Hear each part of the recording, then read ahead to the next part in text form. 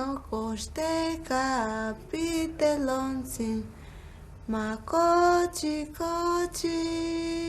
no shokoyo, mano coste no shokoyotzi, mano coste no pitelonzi, ma cochi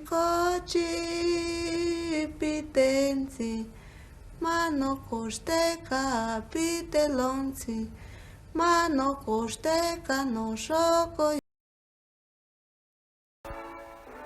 Santa María Tonatzintla es una junta auxiliar perteneciente al municipio de San Andrés Cholula, en el estado de Puebla, colindando al norte con San Gregorio de Zacapelco, San Agustín Calvario y San Luis de Huiloyocan, al noreste con San Rafael Coma y la cabecera de San Andrés Cholula. De igual forma al suroeste con San Gregorio Atzompa y al suroeste con San Bernardino en el estado de Tlaxcala y Cacautepec. Al ser un lugar que forma parte del eje neovolcánico del estado de Puebla, este sitio lo caracteriza su clima templado subhúmedo. Este lugar cuenta con una población no menor a los 5,000 habitantes aproximadamente. Tonatzintla tiene una extensión territorial de 6.62 kilómetros cuadrados aproximadamente.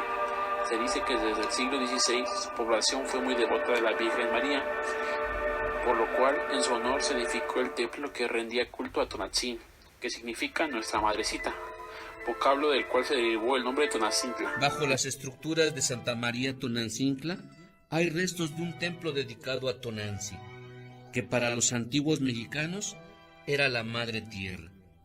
En los primeros años de la evangelización, los franciscanos, al no hablar la lengua indígena, recurren al lenguaje visual o pictórico, como dibujos, pintura, escultura, etc. Con ello, los franciscanos preguntaban a los indígenas, ¿quién es Tonanzi? Y los indígenas de igual manera contestaban, Tonanzi es la señora de la vida, es la diosa y la protectora del maíz, Tonanzi es la protectora de las mujeres embarazadas, Tonanzi es la madre de los dioses, Tonanzi es entonces la misma Virgen María, y presentaron a la Virgen María como a la Tonanzi. Por ello, ese nombre a este maravilloso templo, como Santa María Tonatzintla. El proceso de edificación fue largo. Comenzó en algún momento del siglo XVII y se prolongó hasta el siglo XX. Comenzó por ser una pequeña construcción de una sola nave con cúpula y torre, a la que posteriormente en el siglo XVIII se le añadieron los cruceros que le dan la forma de cruz latina que tiene actualmente. En el siglo XVIII también se amplió la nave hacia el frente, desapareciendo la primitiva fachada y quedando el campanario un poco más atrás de ella. La bóveda que cubre el coro fue terminada a finales del siglo XIX, pero la fascinante decoración de su interior se realizó en su mayor parte durante el siglo XVIII, cuando la comunidad campesina se sintió motivada y con recursos suficientes para emprender la obra. El barroco desplegado en el interior de la iglesia de Tonatzintla se consideró como el más singular del mundo cristiano, permitiendo la afortunada conjunción de dos cosmovisiones, la judeocristiana y la mesoamericana. La evangelización cristiana ya había alcanzado un nivel bastante desarrollado en las creencias y en las prácticas religiosas de sus pobladores, cuando a fines del siglo XVII y a principios del siglo XVIII se ornamentó el templo, recordando que el estilo barroco se inicia con la Reforma protestante. Se determina que la Iglesia, por medio del arte, busca mandar un mensaje a las ideas del protestantismo y a su vez generar una magnificencia y abundancia.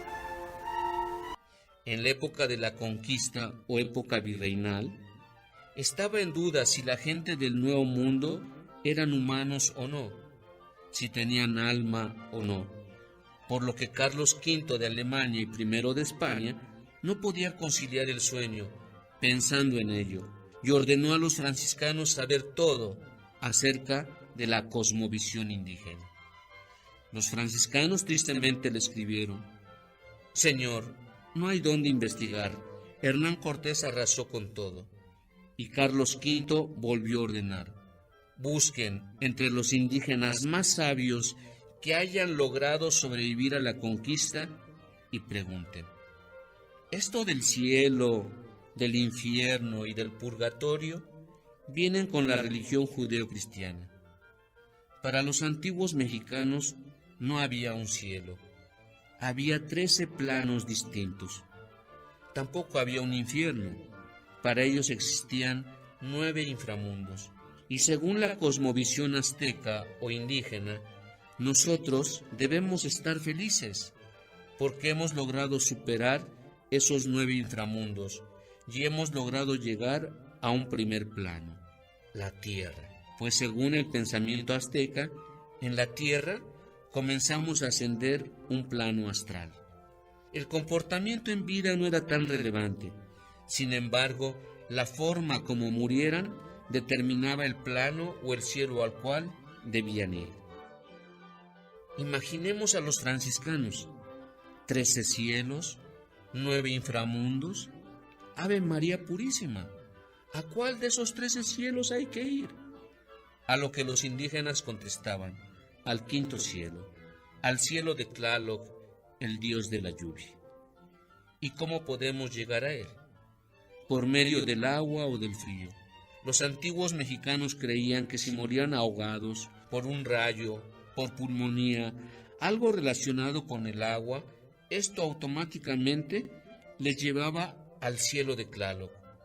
Ellos estaban seguros, con una fe muy grande, que una vez pasando el umbral del cielo de Tlaloc, volvían a ser niños o niñas, e iban a contar con todo: agua, fruta, flores, aves, todo, un paraíso. Los franciscanos se quedaron sorprendidos y en algún momento llegaron a pensar: ellos saben más de teología que nosotros.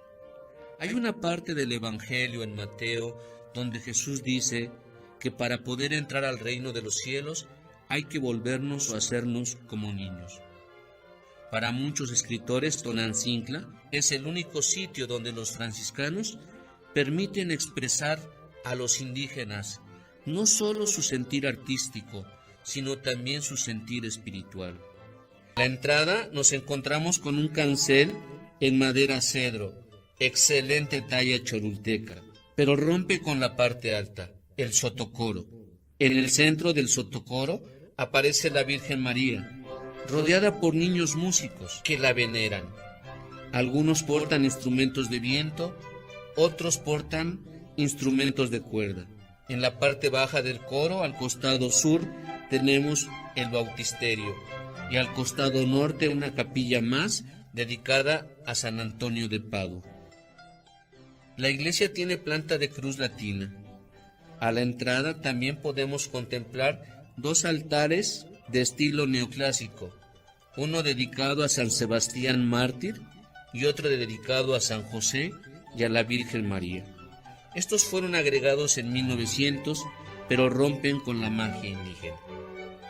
Muy cerca del crucero podemos contemplar 2 altares colaterales. A excepción de la base, que es yeso, todo el retablo es madera cedro relaminado en oro. El retablo del costado norte está dedicado a San Juan Nepomuceno, que se hace acompañar por San Estanislao de Kostka y San Luis Gonzaga. En la parte alta del retablo encontramos a San Francisco Javier, San Francisco de Borja, al Niño Jesús, rematando con el Espíritu Santo. El retablo al costado sur está dedicado a San Antonio de Padua. Tonantzintla es la máxima expresión del barroco popular mexicano.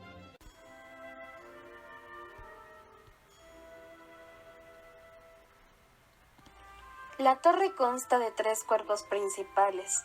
El primer cuerpo es un basamento por donde se sube. El segundo cuerpo, también de características cuadradas y columnas salomónicas. Y el tercer cuerpo es octogonal con columnas salomónicas y figuras evangelistas. Por su parte, la cúpula es originaria del año de 1600, cubierta de talavera amarilla y azul. Se caracteriza por ser del tipo media naranja y carecer de tambor. Todo lo demás fue agregado por la gente del pueblo a través de los años. 4 retablos de madera de cedro laminados en oro, imágenes de San Antonio de Padua y San Francisco de Asís, pinturas de frutos mexicanos como capulines, tejocotes, nanches, guayabas, zapotes, calabazas, cacao, entre otros. La cúpula por dentro es una muestra del horror vacuí o barroco exuberante, como lo llamó Manuel Toussaint. Motivos de ángeles morenos adornados con penachos de plumas de rasgos étnicos, frutas tropicales, mazorcas, plantas entrelazadas entre los ángeles, matrimonios de intereses del cristianismo y el mundo prehispánico, haciendo énfasis en la mezcla entre el mundo prehispánico y cristiano.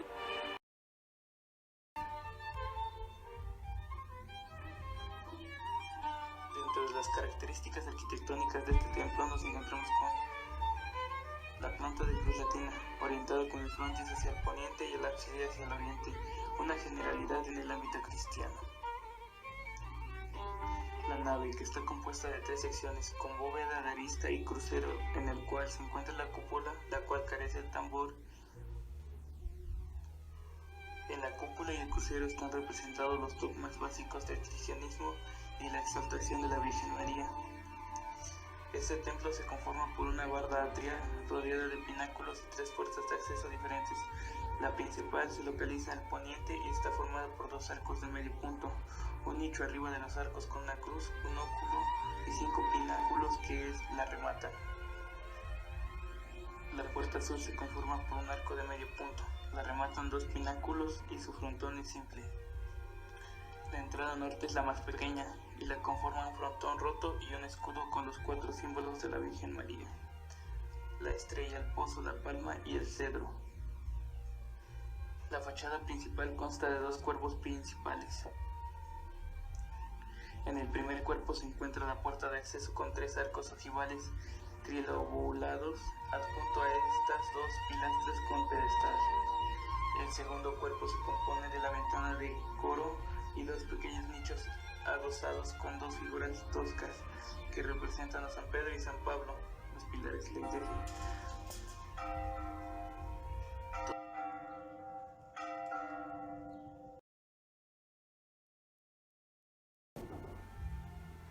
Los cientos de figuras antropomórficas mezclan santos, ángeles, dioses nahuas, sin una escala o proporción académica. Funcionaron más por jerarquía interpretativa que otra cosa.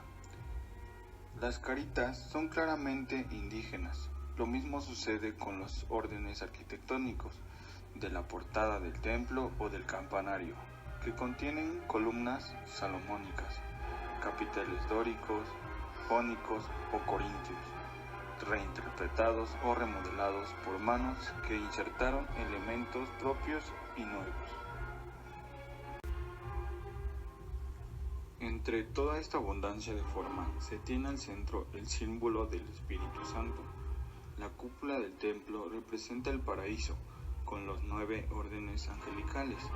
El retablo principal tiene columnas salomónicas e imágenes estofadas, y esto dedicada a la pasión de Cristo.